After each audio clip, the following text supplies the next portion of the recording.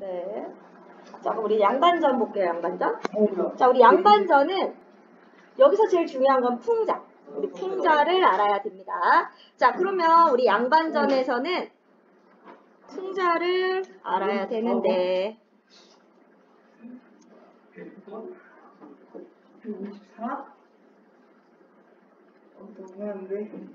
자, 풍자.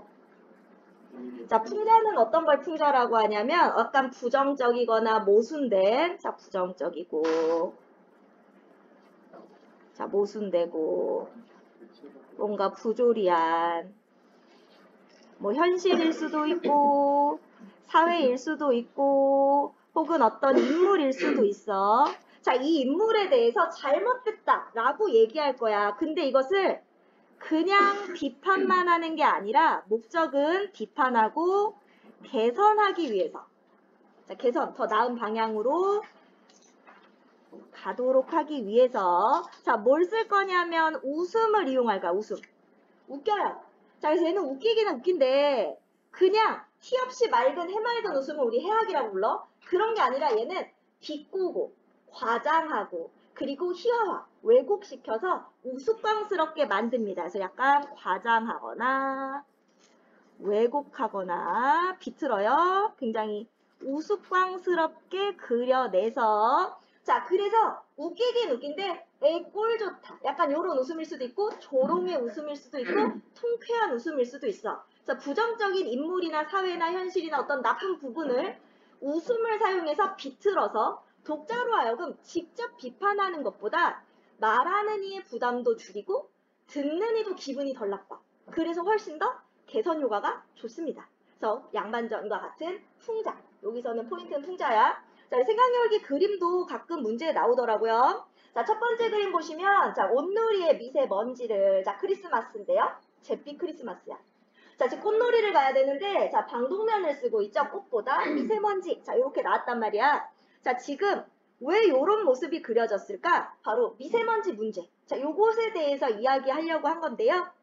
자, 지금 뭐 했다? 대상이나 현상을 비꼬아서 부정적으로 표현했다. 이렇게 비꼬는 이런 것들을 풍자라고 합니다. 자, 그래서 얘는 뭐다? 환경오염을 풍자하는 그림이 들어간 공익광고다라는 것이 나오고 있죠.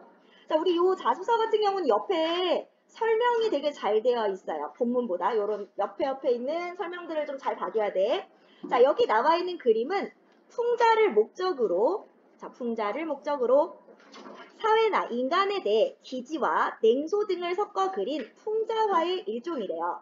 자, 이 그림을 그린 작가는 미세먼지, 비, 안개로 휘뿌연 크리스마스 이브와 한창 꽃놀이를 할 시기에 미세먼지로 휩싸인 봄을 맞은 우리의 환경 문제를 비꼬아서 부정적으로 그려냄으로써, 자, 이러한 문제 상황을, 자, 어때? 문제 상황을 만든 우리 사회를 넌지시 비판하는 요런 게 풍자야. 자, 첫 번째 활동을 통해 이 같은 의도를 파악했다면, 자, 두 번째 활동을 통해서는 이렇게 대상이나 현상을 비꼬아서 부정적으로 표현하고 있는 그림이나 글을 더 찾아보면서, 자, 풍자의 표현 원리. 자, 풍자는 뭐한다? 과장하거나 왜곡하거나 비틀어서 희화화하고 조롱하는, 비꼬는 것이다. 자, 이런 것들을 더 잘 이해해 보라고 했습니다. 그래서 우리 직접 그냥 미세먼지가 심각하다 하는 것보다 훨씬 더 강하게 와닿을 수 있는 겁니다. 이런 게 풍자야. 자, 더 나아가서 이를 활용해서 자기 생각이나 느낌, 가치 있는 경험을 효과적으로 표현하는 데 풍자의 표현 방법을 활용할 수도 있다는 것을 볼 거예요. 자, 그럼 우리 이번 단원에서는 풍자가 중요하다고 그랬죠? 자, 그래서 우리 풍자의 표현 방법을 중심으로 작품을 감상해보자. 자, 우리가 이번에 볼 거는 고전소설. 우리 개화 이전, 가보개혁 이전에 만들어진 소설들을 고전소설이라고 부르는데, 양반전은 한문으로 쓰여진 한문소설이고 고전소설입니다. 또 풍자의 원리를 알고 그 효과를 알고 표현할 수도 있다라는 거예요. 우리 오른쪽으로 가보시면, 자, 풍자의 뜻이 먼저 나오고 있지? 자, 풍자는 현실의 부정적인 대상이나 모순이 있어. 이것을 직접 하는 게 아니라 약간 웃기게 비꼬면서 넌지시 비판해요. 그래서 웃음을 유발합니다. 자, 예를 들면 봉산탈춤에서 하인인 말뚝이가 나와서 양반을 조롱해요. 이렇게 말뚝이 탈 쓰고 나온 탈춤이거든. 자, 그래서 얘가 나오면서 양반들을 모시고 나오면서 개잘량이라는 양자에 개다리 소반이라는 반자를 쓰는 양반이 나오신단 말이오. 자, 약간 말장난인데 이런 걸 언어유희라고 하는데, 자, 양반이 어떻다? 별거 아니다 라는 걸 조롱하고 비판하기 위해서, 자, 개잘량의 양, 개다리 소반의 반이다 라고 이야기합니다. 이런 것들이 풍자인데, 자, 풍자의 특징이 중요합니다. 자, 대상을 직접 공격 안 해. 그래서 뭐 할 거야? 비웃고 약간 위에 아까 봉산탈춤 개잘량의 양의 개다리 소반의 반처럼 말장난, 언어 유희를 쓰거나 알면서 모르는 척 시치미를 뚝 빼버리거나 과장하거나 이런 간접적인 방법으로 돌려서 부당한 현실이나 힘 있는 대상, 그러니까 센 애를 놀리는 겁니다. 약자를 하는 게 아니에요. 강한 사람입니다. 얘네들은 어떻게? 대상을 우스꽝스럽게 그려서 비판하는 걸 풍자라고 해요. 주로 부조리한 사회현상, 인간의 잘못을 공격하고, 자, 공격만 하는 게 아니라 뭐 할 거라고? 개선, 바로잡고자 하는 의도로 쓰는 게 풍자입니다. 자, 우리 반어, 역설, 풍자의 공통점과 효과라고 했는데, 반어는 반대로 말하죠. 역설은 모순된 표현 안에 깊은 뜻이 담겨 있어요. 그러면 우리 역설은 안 들어갈 수도 있겠네? 그죠? 자, 그럼 역설은 어쨌든 모순된 말 안에 진리를 담고 있습니다. 반어와 역설 헷갈리는 경우가 많은데, 반어는 아이러니고 역설은 패러독스야. 반어 자체는 말 자체가 말이 안 되는 게 아닌데 상황이랑 안 맞아. 이게 반어야. 상황이랑 안 맞아. 예를 들면 우리 진달래꽃에서, 자, 사랑하는 사람이 떠난단 말이야. 자, 그럼 내 마음은 갈기갈기 찢어질 거야. 너무너무 슬플 거야. 근데 어때? 죽어도 아니 눈물 흘리겠다고 얘기하고 있죠? 자, 그럼 상황이랑 안 맞아. 이게 반어야. 역설은 보자마자 보여. 성립 자체가 불가능해요.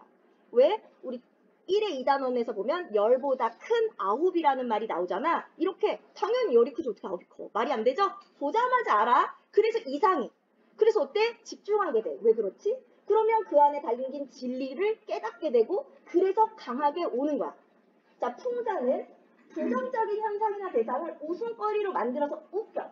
자, 어때? 다 직접 말하는 게 아니에요. 직접 말하지 않아. 그래서 이 직접 말하지 않지만 어떻게? 내가 전하려는 게 더 효과적으로, 더 강하게 나타내는 표현 방법들입니다.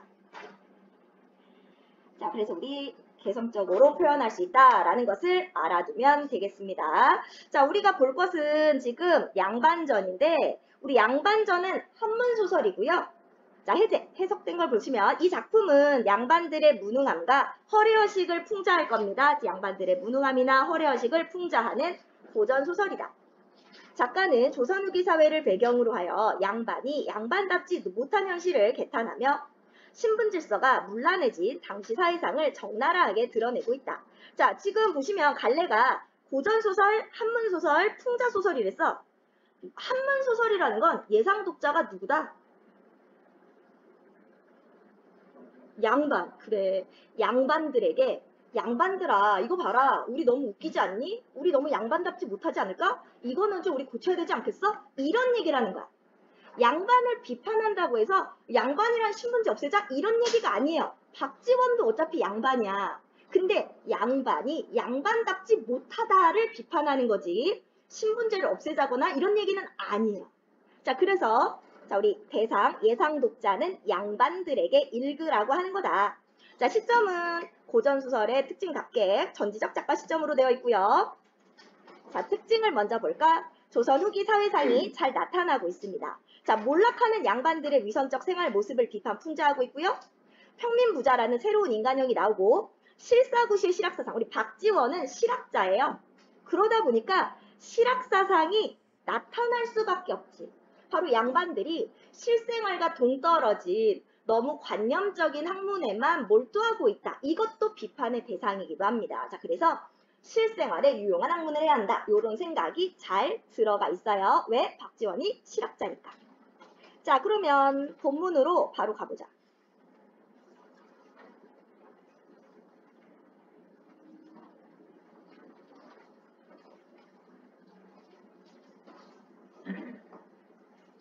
자, 보시면 양반전. 자, 한문소설입니다. 자, 박지원이 썼고요. 실학자라고 했어. 양반이란 사족들을 높여서 부르는 말이다. 자, 사족은 선비를 뜻하죠. 좀 더 크게 해볼까요? 자, 선비들. 자, 강원도 정선군에 한 양반이 살고 있었다. 자, 공간적 배경이 나왔고 한 양반이 등장을 하고 있습니다. 자, 그런데 이 양반이 이제 풍자의 대상이 되겠지? 양반을 통해서 나타내 줄 거야. 자, 이 양반은 어질고 글읽기를 좋아하여 군수가 새로 부임하면 을에 몸소 그 집을 찾아와서 인사를 드렸다. 자, 어질고 글읽기를 좋아하는 양반입니다. 자, 그럼 이 양반은 어질고 글읽기를 좋아해요. 그런데 양반은 문제는 뭐야? 이 양반은 집이 가난하여 해마다 관아의 곡식을 타다 먹은 것이 쌓여서 천석에 이르렀다. 자, 이렇게 글 공부를 많이 했는데 자, 이 글 읽기가 어떠니? 실생활과 동떨어진 것만 읽고 있는 거야. 그니까 어때? 경제적으로는 능력이 없어. 자, 요런 것을 나타내 줍니다. 자, 어떻다? 경제적으로 무능력하다. 강원도 감사가 그 고을을 순시하다가 정선에 들러 광곡장부를 조사하고 크게 노하였다. 어떤 놈의 양반이 이처럼 굴량에 쓸 곡식을 축냈단 말이냐? 하고 곧 명해서 그 양반을 잡아 가두게 하였다.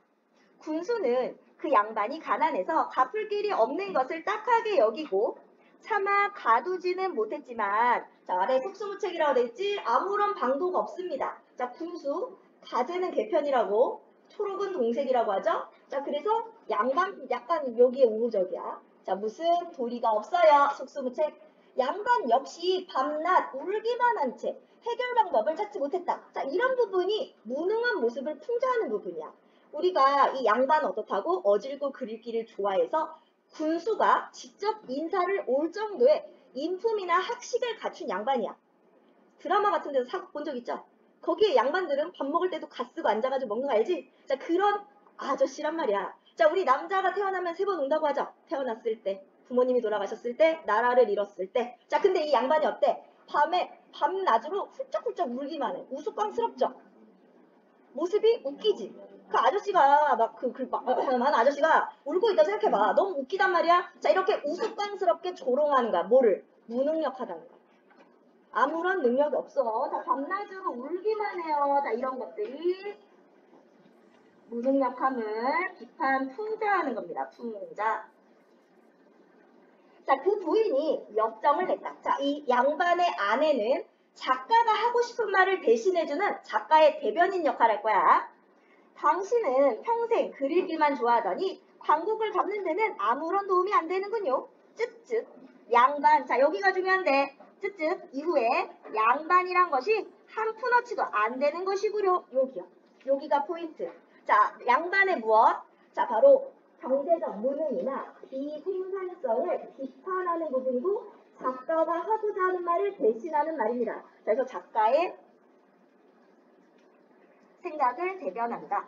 작가의 생각을 대변하는 부분이 여기입니다. 자, 그래서 우리 일기중활동 옆에 보시면 양반의 아내는 남편을 어떻게 평가하냐? 바로 글만 읽더니 아무런 도움이 안 돼. 자, 비생산적인 글 읽기를 비판하죠. 왜? 박지원은 실학자니까 실생활에 동떨어진 학문을 하고 있는 것이 한심하죠.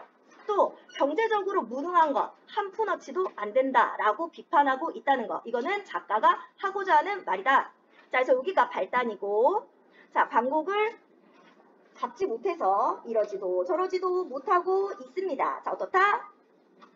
경제적으로 무능하다. 자, 그래서 비판 풍자하고 있고 자, 그 마을에 사는 한 부자가 가족들과 의논하기를 양반은 아무리 가난해도 늘 귀하게 대접받고 나는 부자라도 항상 천하지 않느냐. 말도 못하고 양반만 보면 굽신굽신 두려워해야 하고 엉금엉금 기어가서 코를 땅에 대고 무릎으로 기는 등 우리는 늘 이런 수모를 받는단 말이다. 자, 그러면 우리 여기서 알 수 있는 거 아직은 신분제 사회입니다. 자, 나 돈이 좀 있는데 대접을 못 받는단 말이야. 자, 그래서 우리 여기서 나타나는 조선 후기 시대사. 자, 경제적으로 몰락하는 양반이 등장하죠. 자, 그리고 이렇게 부를 축적한 평민도 등장해요. 새로운 인물형이 등장해요. 그리고 얘가 돈을 좀 벌다 보니까 돈에 걸맞는 대접을 좀 받고 싶어. 자, 그래서 뭐 하겠대? 이제 동네의 한 양반이 가난해서 타묵은 관곡을 갚지 못하고 아주 난처한 판이니 그 형편이 도저히 양반을 지키지 못할 것이다. 내가 장차 그 양반을 사서 가져보겠다. 자, 양반 신분을 사고 팔았다는 것을 알 수가 있어. 우리 여기서 알 수 있는 거 옆에다가 한번 적어볼까? 자, 경제적으로 몰락한 양반 계층들이 나오고, 자, 또 부를 축적한 새로운 유형, 신흥 인물형이 나옵니다. 평민. 그래서 이 평민들은요, 이제 조선 후기로 가면 농업 생산량이 굉장히 크게 증가해요. 혹은 상업이 발달하죠. 이런 데서 돈을 많이 번 평민들이 얘네들이 등장해. 거기다가 자, 돈을 주고 양반 신분을 사고 팔았어. 양반 신분을 사고 팔아요. 우리 이런 걸 뭐라고 그래요? 매관매직이라고 하지. 매관매직도 있었고요. 자, 매관매직은 돈 주고 관직을 사는 거고요. 자, 그리고 양반 신분을 양반한테 사는 건 어떤 걸까? 양반은 어떻게 결정돼요? 태어나면서. 이거 태어나면서 그냥 결정 나는 거야. 왜? 우리 부모님이 양반이니까. 그리고 우리 부모님의 부모님이 양반이고 그 위에도 양반이니까. 그러면 누구 때문에 내가 양반 됐어? 조상님의 덕이죠. 그럼 내가 양반 신분을 판다는 건 뭘까? 내 핏줄, 조상님을 파는 거야. 자, 그러니까 박지원이 이걸 양반답지 못하다고 보는 거야. 어떻게 조상을 팔아? 말이 안 되지. 자, 그래서 우리 지금 보시면 자, 경제적으로 몰락한 양반이 등장하고 부를 축적한 평민들이 등장해요. 그러다 보니까 양반 신분을 사고 팔기도 합니다. 자, 그럼 어떻게 돼요? 신분 질서가 흔들리죠. 왜냐면 어제까지 양반이었던 애가 오늘은 평민이래. 평민이었던 애가 오늘 양반 됐어. 그러면 양반이 대단하지 않은 것처럼 보이면서 신분제가 흔들리게 되는 겁니다. 그래서 여기서는 이제 신분제의 동요가 나타난다. 부자는 곧 양반을 찾아가 자기가 대신 관곡을 갚아주겠다고 청하였다. 자, 이것도 풍자. 양반이 크게 기뻐해요. 뭐가 그렇게 기뻐? 자, 이상하죠? 자, 이런 것도 우스꽝스러운 겁니다. 양반은 크게 기뻐하면 승낙하였다. 자, 우스꽝스러워요? 풍자하고 있어요. 이거 기쁠 일이 아닌데. 그래서 부자는 즉시 곡식을 관가에 실어가서 양반의 환자를 갚았다. 자, 그래서 우리 지금 보시면 옆에 정리가 되어 있는데 간단하게 보고 넘어갈게요. 자, 등장인물의 말로 알 수 있는 양반의 모습. 바로 자, 중세적인 봉건 사회가 흔들립니다. 바로 신분제가 흔들리는 이런 모습들이 나타나는데 이것에 대한 비판적인 태도가 보이고 있어요. 자, 일단 환자를 빌려먹고 갚지를 못해. 자, 무능력한 양반의 모습을 비판하고 있고요. 또 양반의 아내가 평생 글 읽기만 좋아하더니 어이구 양반이란 거 한푼 어치도 못 되는구려. 자, 글은 잘 읽는데 실생활에 도움이 안 되는 글만 읽고 있고 경제적으로는 굉장히 무능하다라는 것을 비판했고요. 자, 부자는 왜 양반 살려고 그랬어? 자, 조선 후기 자본을 축적한 신흥 세력이 등장합니다. 자, 그런데 신분제 때문에 자기는 자꾸 천대받는단 말이야. 그래서 자, 양반 신분을 사고자 한다. 나도 대접 좀 받아보겠다 해서 사려고 한다는 사실을 알 수 있어요. 자, 넘어가 볼까? 자, 군수는 양반이 관곡을 모두 갚은 것을 놀랍게 생각하였다. 군수가 몸소 찾아가서 양반을 위로하고 또 관곡을 갚게 된 사정을 물어보려고 했다. 그런데 뜻밖의 양반이 번거지를 쓰고, 자, 저 번거지는 하인들이 쓰는 모자. 자, 짧은 잠방이를 입고, 자, 잠방이는 보통 평민들, 농민들이 입는 이렇게 가랑이가 무릎까지 내려오는 그런 바지예요. 양반들은 안 입어. 자, 이걸 입고 길에 엎드려 수인하면서 감히 쳐다보지도 못하고 있지 않은가. 자, 이런 것도 우스꽝스러운 장면이죠. 아까까지만 해도 갓쓰고 군수가 인사하면 맞나 막 이렇게 받았을 거란 말이야. 근데 갑자기 어디서 하인 모자를 쓰고 평민들 입는 바지를 주워 입고 그리고 소인하고 있어. 자, 굉장히 우스꽝스럽습니다. 여기서 뭘 할 수 있게 이제 양반이 신분을 팔아서 평민이 됐다는 걸 보여주는 겁니다. 그리고 우스꽝스럽기도 하죠. 읽으면서 양반들은 이걸 읽을 때 얼굴이 낯이 뜨거울 거야. 웃기면서도. 자, 군수가 깜짝 놀라 내려가서 부축하고 말하였다. 자, 굉장히 우스꽝스럽게 나타내고 자, 얘가 놀래죠. 귀하는 어찌 이다지 스스로 낮추어 욕되게 하시는가요? 하고 말했다. 양반은 더 황홀해서 머리를 땅에 조아리고 엎드려 아뢰었다. 자, 이런 것들이 굉장히 우스꽝스럽고요. 황소황후이다. 소인이 감히 욕됨을 자청하는 것이 아니오라 이미 제 양반을 팔아서 관국을 갚았지요. 동네의 부자 사람이 양반이옵니다. 소인이 이제 다시 어떻게 전에 양반을 사칭해서 양반 행세를 하겠습니까? 저 이제 양반 아니에요. 자, 이 신분을 팔았음을 보여주는 표현을 골라라 라고 하면 번거지와 잠방이를 골라주시면 되겠고요. 또 소인이라고 한 것도 넣어볼 수 있겠네요. 왜? 소인은 윗사람에게, 신분, 양반에게 내가 신분이 아닐 때 평민이나 혹은 하인들이 하는 말이죠. 자, 그러니까 군수가 감탄하며 말합니다. 군자로구나 부자요. 양반이로구나 부자요. 자, 지금 부자를 칭송하는 것처럼 얘기해요.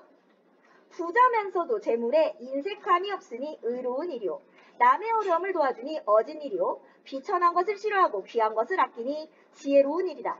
이야말로 진짜 양반이로구나. 나 칭송하고 있는데 여기서 군수는 약간 이중적인 인물이야. 그래서 무슨 역할을 할 거냐면 약간 양반편에서 이 부자가 양반이 못되게 막을 거야. 왜냐하면 박지원 입장에서 평민이 양반되고 막 흔들리는 걸 원하지 않는다고 그랬잖아. 그래서 부자가 양반되는 걸 막아버릴 거고요. 그러면서 이걸 막기 위해서 매매 증서를 작성해요. 근데 이 매매 증서를 통해 또 뭘 하냐면 양반의 부조리한 면을 폭로하는 역할도 해요. 그래서 이중적인 역할을 하는 게 군수라고 볼 수 있고, 여기서 지금 되게 칭찬하잖아. 근데 사실 군수는 이 부자를 대단하다, 진짜 양반이다라고 칭찬하고 싶을까? 아니야. 이거는 사실 비판하는 겁니다. 이건 또 풍자의 일종이야. 왜?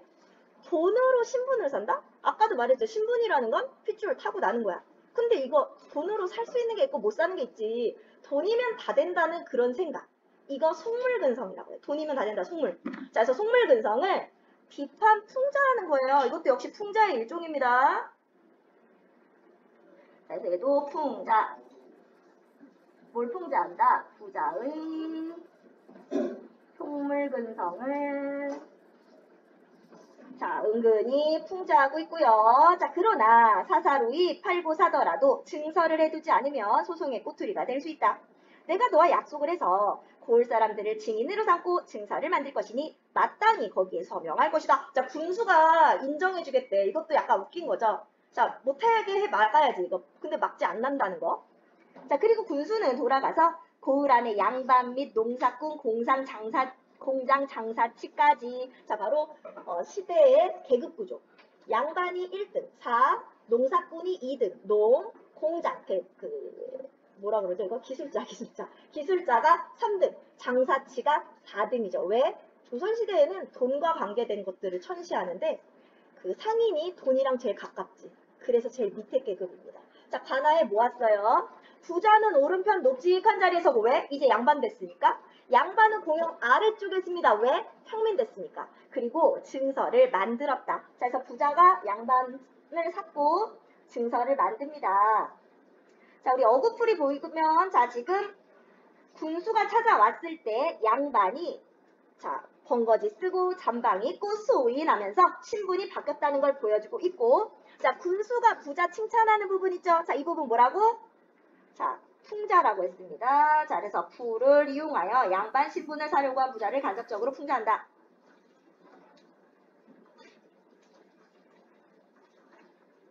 자, 역시 정리된 거 한번 볼게요. 자, 이 글에 나타난 조선 후기 사회의 모습. 조선 후기에는 광곡을 빌리고 이를 갚지 못해 감옥 갈 신세에 처한 이 글의 양반처럼, 자, 경제적으로 몰락한 양반 계층이 생겨났고, 자, 상공업이나 농업 생산력 이런 것들이 늘어나면서 글의 부자처럼 평민 부자들이 나타나기 시작했어요.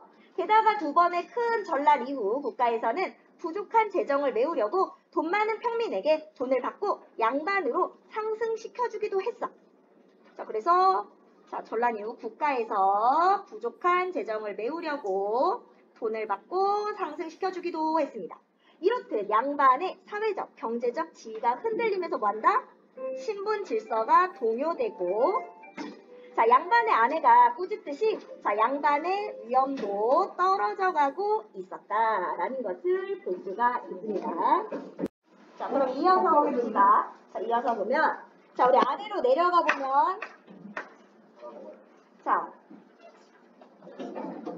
지금 보면 양반이 신분을 팔고 평민으로 전락했는데 지금 번거지를 쓰고 잠방이를 입고 소인 하는 것들이 어떻다? 이거 중요하다고 그랬죠? 요런 것들이 웃음을 유발하는 바로 풍자다라는 거예요. 양반이 우스꽝스럽게 조롱의 대상으로 나타나고 있습니다. 그럼 이제 매매 증서를 만들 거야. 1차 매매 증서가 나오고 있어요. 1차 매매 증서는 양반으로서 지켜야 되는 의무와 규범에 대해서 얘기를 할 건데 읽어보면 우리가 양반답다라고 말하는 어떤 도덕적인 규범이랑은 좀 거리가 먼 사람들한테 보여주기식의 규범이 있어. 그리고 굳이 이런 걸 지켜야 되나 싶은 애들이 많거든. 이런 걸 허례허식이라고 해. 허례허식. 쓸데없는 허식할 때 예식. 쓸데없는 예법이나 절차나 형식이 너무 많다. 불필요하다. 진짜 도덕적인 의무라고 말하기가 애매하다. 이런 것만 있어. 보여주기식입니다. 보면 건룡 10년 9월 모일에 우리나라는 조선시대에 연호를 중국 걸 따왔죠. 그래서 실제 연호를 보여주면서 약간 사실성을 보여줘요. 진짜같이 느껴지게. 진짜는 아니지만 건룡 10년 9월 모일에 이 문서를 만드노라. 위 증서는 양반을 팔아서 광곡을 갚은 것으로 그 값은 천석이다. 오직 양반은 여러 가지로 일컬어지나니 글을 읽으면 가리켜 선비라 하고 정치에 나아가면 대부가 되고 덕이 있으면 군자다. 무관은 서쪽에 늘어서고 문관은 동쪽에 늘어서는데 그래서 무관, 문반 합쳐서 양반입니다. 그런데 양반이 너 좋을 대로 따를 것이다. 그러니까 너 돈 주고 한 거니까 너 하고 싶은 거 해라. 이제부터 본격적으로 의무와 규범이 나오는데 야비한 일을 끊고 옛 일을 본받고 뜻을 고상하게 할 것이며 늘 새벽 5시만 되면 일어나 촛불에 불을 댕겨 등잔을 켜고 눈은 가만히 코끝을 보고 발꿈치를 궁둥이에 모으고 앉아 동네바퀴를 얼음 위에 박 밀듯이 웬다. 얼음은 미끌미끌하죠. 박은 동글동글 미끌미끌해. 얘를 얼음 위에 확 밀면 쑥 날아가겠지. 어떻게 외워라? 막힘없이 줄줄 외워라. 이 동네바퀴는 어려운 책인데 왜 동네바퀴를 썼냐면 얘가 원래 한문 소설이랬잖아. 한문으로 써놓으면 동네바퀴랑 얼음 위에 박 밀듯이라는 이 표현이 발음이 비슷해. 그래서 약간 언어 유희처럼 재밌게 하려고 쓴 건데 한글로 풀이를 해놓으니까 그 느낌이 안 사네. 어쨌든 뭐다. 막힘없이 어려운 책을 막힘없이 줄줄 외워라. 배고픔을 참고 추위를 견뎌 살림의 구차한 형편을 남에게 말하지 아니하되. 바로 체면을 중시한다라는 게 나오고 있죠. 그래서 돈과 관계된 것들을 멀리해요. 그러니까 돈과 관계된 것들을 멀리하고 이거 체면 깎이는 짓이라고 생각하니까 점점 경제적으로 어려워질 수밖에 없어. 이를 마주치고 뒤통수를 두드리며 잔기침으로 입맛을 다진다. 다 쓸데없는 거지. 소매자락으로 모자를 쓸어서 먼지를 털어 물결무늬가 생겨나게 하고 세수할 때 주먹을 비비지 말고 양치질해서 입내를 내지 말고 소리를 길게 뽑아서 동을 부르며 걸음을 느리느리 신발을 땅에 끈다. 그리고 고문진보, 당시품이 같은 책들을 깨알같이 베껴 쓰는데 한 줄에 100자씩 쓰래. 이것도 정해놓은 거야. 그리고 돈을 만지지 말고 쌀값을 묻지 말고 이렇게 여기다가 밑줄 해볼까? 돈과 관계된 일들을 천시합니다. 그러다 보니까 어떻게 돼요? 경제적으로 점점점 모자라게 될 수밖에 없죠. 경제적으로 힘들 수밖에 없는 겁니다. 더워도 버선을 벗지 말고 왜? 보여주기식이 하다. 밥을 먹을 때 맨상투로 밥상에 앉지 말고 국을 먼저 훌쩍훌쩍 떠먹지 말고 물을 후루루 마시지 말고 젓가락으로 방아를 찢지 말고 생파를 먹지 말고 막걸리를 들이켠 다음 수염을 쭉 빨지 말고 담배를 피울 때 볼에 우물이 파이게 하지 말고. 무슨 말이냐면 막걸리 먹고 수염에 묻은 막걸리 빨아먹지 말아라. 추접스러우니까. 담배 필 때 막 이렇게 왜 영화 같은 데 보면 막 되게 막 없어 보이는 애들이 막 벌써 들어가게 담배 피우는 거 뭔지 알지? 그러니까 멋있는 주인공은 그렇게 담배 안 피잖아. 뭔지 알죠? 그렇게 없어 보이는 남들한테 보여지는 거를 중시하고 있다는 걸 계속 나타내요. 화난다고 아내를 두들기지 말고 성내서 그릇을 내던지지 말고 아이들에게 주먹질을 하지 말고 종놈을 야단쳐 죽이지 말고 소와 말을 꾸짖 때 급한 주인까지 욕하지 말고 추워도 화로에 불을 쬐지 말고 말할 때 이 사이로 침을 흘리지 말고 소 잡는 일 하지 말고 돈을 가지고 노름하지 말 것이다. 자, 그러니까 전부 다 체면이나 형식, 허례허식에 빠져 있다라는 것을 비판 풍자하기 위해서 1차 매매 증서가 나오는 겁니다. 자, 그런데 뭐야? 이와 같은 모든 품행이 양반에 어긋남이 있으면 이 증서를 가지고 관청에 나와 옳고 그름을 가질 것이다. 자, 그러니까 이거 안 지키면 너 양반 신분 다시 뺏을 거야. 자, 지금까지 나온 건 그냥 허례허식이고 굉장히 그냥 관념적인 치우친 뭐 남들 보여주기식에 불과한데 이게 어떤 거다? 강제적이야. 안 지키면 안 되는 거야. 자, 이렇게 나오고 있어요. 그래서 뺏길 수 있다. 바로 강제성이 있다라는 것을 보여주고 있죠. 자, 그럼 우리 오른쪽으로 가보시면 정리가 또 나오고 있습니다. 자, 분수가 첫 번째 매매 증서인데, 자, 여기서는 뭐가 나온다? 첫 번째 양반 매매 증서에서는, 자, 여러 가지 규범, 의무, 태도가 쭉 나열되어 있죠? 대부분 예법이나 형식에 얽매여서 꼼짝달싹 못하게 만드는 내용입니다. 자, 양반 매매 증서는 내용은 부자가 양반 되려는 의도. 자, 얘는 왜 양반 되려고 그랬어? 대접 좀 받아보려고 했는데 지금 이게 대접이 아니라 너무 힘든 것만 얘기하고 있잖아요. 자, 그래서 결국 부자에게 실망을 주면서 두 번째 매매 증서를 만들게 되는데, 자, 바로 작가는 허례허식에 빠져있는 양반들의 생활 태도에 대한 비판의식을 보여주기 위해서 1차 매매 증서를 보여주고 있습니다. 자, 보다 현실적으로 굉장히 무능하고 비생산적이면서 관념이나 체면이나 형식만을 중시하는 이런 모습을 비판하고 있다. 자, 지금 매매 증서의 내용을 보면, 자, 지금 부자가 전혀 양반 되고 싶지 않을 것 같거든? 자, 그래서 이걸로 봤을 때 보다 부자가 양반 신분 사는 것을 방해하려는 군수의 숨은 의도, 자, 이것을 보여주고 있다. 자, 군수는 뭐다? 부자가 양반 되는 걸 막는 역할을 할 거다. 그리고 양반들의 이런 부조리함, 이런 것들을 나타내주는, 보여주는 역할도 같이 해볼 겁니다. 자, 그럼 우리 다음 페이지.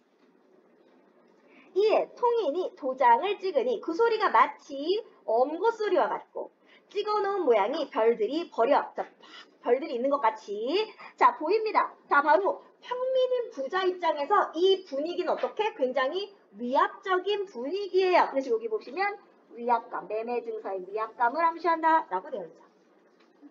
자, 부자는 호장이 증서를 읽는 것을 쭉 듣고 한참 멍하니 있다가 말하였다. 양반이라는 게 이것뿐입니까?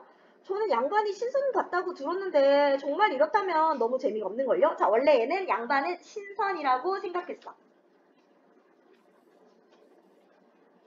원하건대 제게 이익이 있도록. 그러면 부자는 양반 신분 왜 샀어? 이익 좀 보려고 샀는데 이거 재미가 없네. 자, 문서를 바꿔주십시오.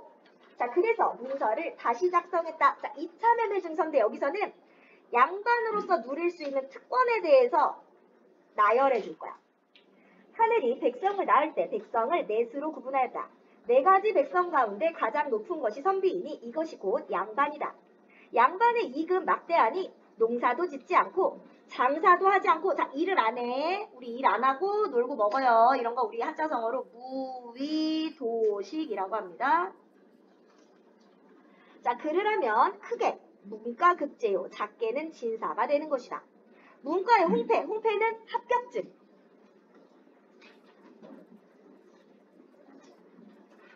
자, 문과에 합격했다라는 증서는 길이 부자 남짓한 것이지만 100가지 물건이 구비되어 있어. 그야말로 돈자루다. 자, 홍패는 돈자루야. 왜? 합격만 하면 내가 원하는 거 다 가질 수 있어.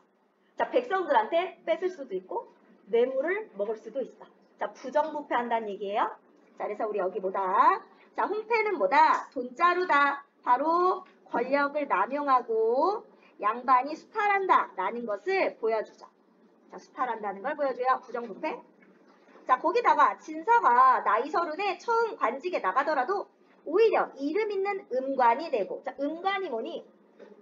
조상의 덕으로, 그러니까 조상님이 높은 관직에다 돌아가셨어. 그럼 나 자식은 내가 그냥 관직에 나갈 수 있거든. 이거 음서제도라고 해요. 음서제도. 음서제도에 의해서 관리가 되면 음관이라고 부르는 거야. 자, 이름 있는 은관이 될 수도 있고, 그러니까 권력을 세습하죠.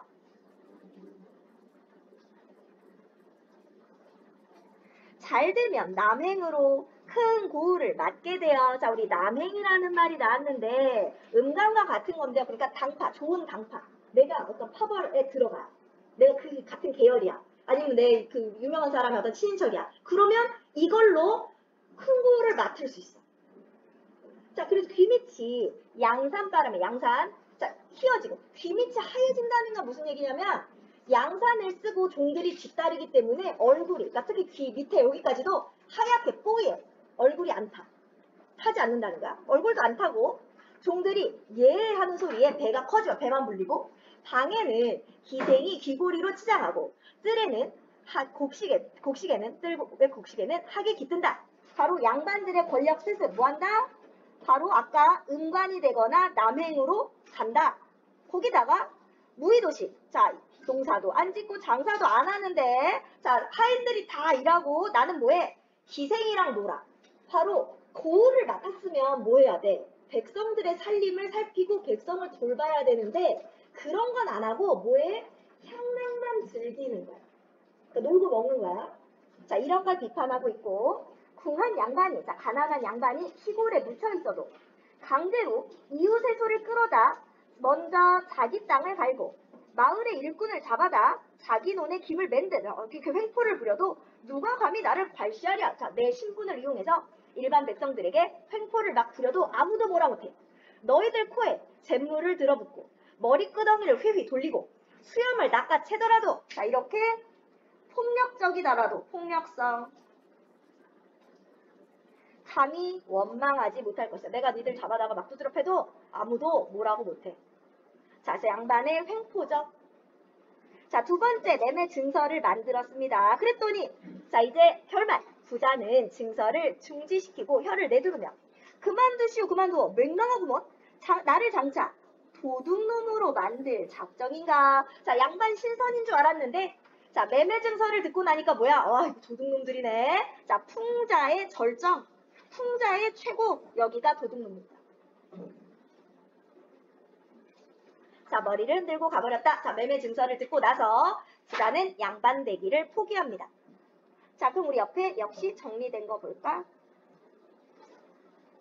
자, 두 번째 매매 증서는요. 자, 계속 자, 양반들에 대한 비판 의식이 나오는데요. 자, 그러니까 양반의 부정적인 모습을 군수의 입을 통해 간접적으로 폭로하면서 풍자가 된다라고 했습니다. 군수가 이중적 역할이라고 그랬죠? 부자는 첫 번째 매매 증서 내용을 듣고 자, 첫 번째는 양반들의 허례허식, 관념이나 체면에 치우쳐 있는 것, 요것을 비판했고 자, 부자는 첫 번째 매매 증서 내용을 듣고 자신이 양반 신분을 통해 이익이 많지 않자 불만을 토로했고요. 두 번째 매매 증서에선 특권인데요. 어때? 자, 양반으로서 특권을 남용합니다. 자, 권력은 세습되고요. 놀고 먹고 그리고 향락만을 즐겨요. 심지어 뭐 관직이 없어도 백성들을 막 수탈하거나 막 때려주거나 횡포를 막 뿌려도 아무도 뭐라고 못해요.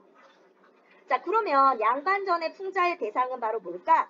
자, 작가는 양반이라는 신분과 지위를 이용해 이득을 취하는 양반의 부패한 모습을 자, 바로 신분과 지위를 이용해 이득을 취하는 양반의 부패한 모습. 자, 부자의 말을 빌려 신랄하게 풍자하고 있는데 바로 도둑놈이죠. 부자는 두 번째 매매 증서를 중지시키며 양반의 특권으로 행하는 일들이 도둑놈이 하는 짓이나 다를 바 없다는 생각에 양반 되기를 포기한다. 이처럼 이 소설에서 비판을 하고자 한 주된 대상은 양반인데요. 양반만 비판하는 게 아니야. 자, 그리고 하나 더. 작가는 평민 부자에 대한 비판의식도 같이 나옵니다. 돈이면 양반도 살 수 있다. 자, 이거 속물 근성이라고 그랬지? 자, 그러면서도 또 어때?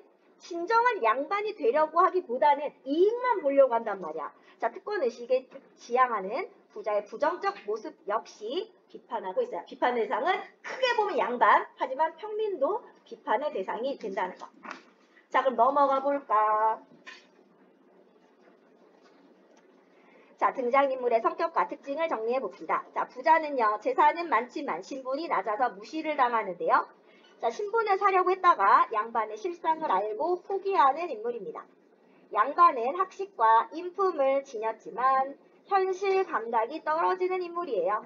자, 경제적 능력이 없고 가족을 부양하지 못해서 결국 신분을 팔아 빚을 갚는 무능한 인물이다. 자, 군수는요, 양반에게 공손히 대하고 부자에게 하대합니다. 약간 은근히 양반 편이야. 양반과 부자의 신분 거래를 조정하면서 부자가 신분 사는 걸 못하게 막는 역할. 자, 양반의 아내, 생활 능력이 없는 가장인 남편을 비판하는 직설적 인물. 한 푼어치도 안 되는구려 라고 얘기했죠. 자, 짝꿍이랑 뭐 질문해 보라고 하는데 이건 됐어. 넘어갑니다. 자, 이 소설에 나타나는 표현과 효과. 자, 첫 번째 증서를 보면 양반의 허례허식, 체면과 형식을 중시하는 태도, 공허한 관념, 현실에 전혀 도움이 되지 않는 생활 태도, 이거를 규율이라고 정해놨단 말이야. 자, 이런 것을 비판했다는 거. 자, 두 번째 매매 증서는 양반의 특권이었죠. 자, 양반의 부당한 특권, 서민층에게 행하는 비도덕적인 수탈, 위선적 태도, 자, 이런 것들을 비판하고 있습니다. 자, 우리 아래 군수의 역할 이중적이라는 게 나오고 있고 이건 읽어보세요. 자, 넘어갑니다. 자, 등장인물 행동에서 긍정적인 면과 부정적인 면을 찾아보고 의견을 나눠봅시다. 자, 우리 요것도 문제 많이 나옵니다. 자기 관점에서 평가라는 거예요. 우리가 알려준 대로 받아들이는 게 아니라 자기 스스로 주체적으로 평가해봐야 되겠지? 자, 부자는 불합리한 차별을 받았기 때문에 자신의 노력으로 모은 돈으로 양반이 되려고 했으나 양반의 실상을 알고는 양반이 되기를 포기하는 면을 긍정적으로 평가할 수 있고요. 자, 부정적으로 보자면 돈으로 신분 사는 것으로 신분제의 부조리함을 자기만 모면하려고 했다. 그리고 신분차별이 불합리하면 바꿨어야지. 이걸 바꾸려고 노력했어야 되는데 그러지 않고 자기만 쏙 빠지려고 했다. 요거는 부정적으로 평가해 볼 수 있다. 자, 양반은요, 학식과 인품이 있고 양반 신분을 판 뒤에 자신을 낮추는 태도는 긍정적으로 볼 수 있지만, 자, 현실 감각이 떨어지고 경제적으로 무능해서 자, 가족들의 생계를 책임지지도 못하고 나라에 큰 빚을 진 건 잘못됐다. 자, 군수, 학식이 높은 양반을 훌륭하다고 여기고 존경하는 태도, 자, 훌륭한 사람을 존중하는 이런 것들은 긍정적으로 볼 수 있지만, 자, 겉으로는 양반의 빚을 갚고 신분을 산 부자를 칭찬하는데 사실은 어때? 얘가 양반 신분을 못 사게 막을 거고요. 사실은 비판하는 겁니다. 이런 것들은 부정적에 위선적이니까 부정적으로 볼 수 있죠. 자, 양반 계층을 직접 비판하는 것과 풍자를 통해 비판하는 것. 자, 우리 직접 비판하면 어때? 논리적으로 옳고 그름을 따져서 공격을 해야 돼요. 하지만 풍자를 하면요. 자, 여기다 밑줄에 볼까? 풍자를 통해 비판할 때는 힘있는 양반을 비판하고 희화함으로써 부정적 대상과 사현실을 은근히 폭로해서 읽는 이에게 쾌감을 준다는 겁니다. 자, 그래서 풍자가 무엇인지 다시 정리가 되고 있고, 자, 오른쪽 가면 자, 풍자가 나타난 것들을 한번 볼 거고요. 그 효과를 한번 파악해보자. 자, 첫 번째, 폴란드의 풍자화가 파웰 쿠친스키의 저녁 식사. 자, 지금 보면 저녁 식사인데 다 자기 앞에 있는 스마트 기기만 쳐다보고 있어요. 자, 그래서 바로 어떤 내용? 자, 과도한 스마트 기기의 사용과 이에 따른 가족 간의 대화가 없다라는 것을 풍자하자. 자, 두 번째는 영화 모던 타임즈. 자, 마치 기계의 그 톱니바퀴처럼, 그 부품처럼, 자, 공장의 부품과 같이 쉼없이 일하고 통제당하는 주인공이 우여곡절 끝에 한 고아 소녀를 만나 희망을 찾는다는 내용. 자, 산업화 당시 미국의 사회 문제와 기계화된 인간 현실을 풍자한다는 것. 자, 이건 옛날 코미디입니다. 회장님, 우리 회장님, 정치 사회 문제나 화제가 되는 일들을 과장을 통해서 우스꽝스럽게 묘사해서 웃음을 주는 것들도 있습니다. 뭐 뒤로 넘어가면 창의 융합도 나오는데, 자, 미니 시리즈, 느닷없이 접촉사고, 느닷없이 삼각관계, 느닷없이 시기질투, 느닷없이 풍전드라, 느닷없이 소천사, 느닷없이 재벌 2세, 느닷없이 신데렐라, 느닷없이 승승장구, 느닷없이 이복형제, 느닷없이 행방불명, 느닷없이 폐암진단, 느닷없이 양심고백, 느닷없이 눈물바다, 느닷없이 무사귀함, 느닷없이 갈등 해소, 느닷없이 해피엔딩이라고 했어. 자, 그럼 어때요? 자, 요것은 자, 텔레비전 드라마 보면 다 보통 이렇잖아요. 자, 보통 일반인들은 잘 안 일어나는 일인데 굉장히 자극적인 일들이 동시다발적으로 다양하게 일어나는 것을 보여주고 있고요. 이거 말고도 요즘 막장 드라마 보면 이런 거 항상 나오죠? 뭐 출생의 비밀이라든지 갑자기 사랑을 고백한다든지. 자, 이것 말고도 자, 풍자의 방법을 활용해서 주변 일들을 표현해봐라 라는 게 나왔고요. 이거 말고 풍자화에 나타난 풍자 대상. 자, 여기 보면 자, 평민이 아주 자, 아주 힘들게 있고요. 자, 뒤에 보면은 귀족과 왕이 보입니다. 자, 신분사회, 국왕과 귀족의 횡포로 백성들은 허리가 부러지겠네요. 바로 요것을 비판 풍자하고 있고요. 자, 그다음 다윈이죠. 자, 원숭이로 표현해서 다윈의 진화론을 풍자하고 있다라는 거. 자, 그러면 됐고 역시 문제를 끝까지 풀어봅시다.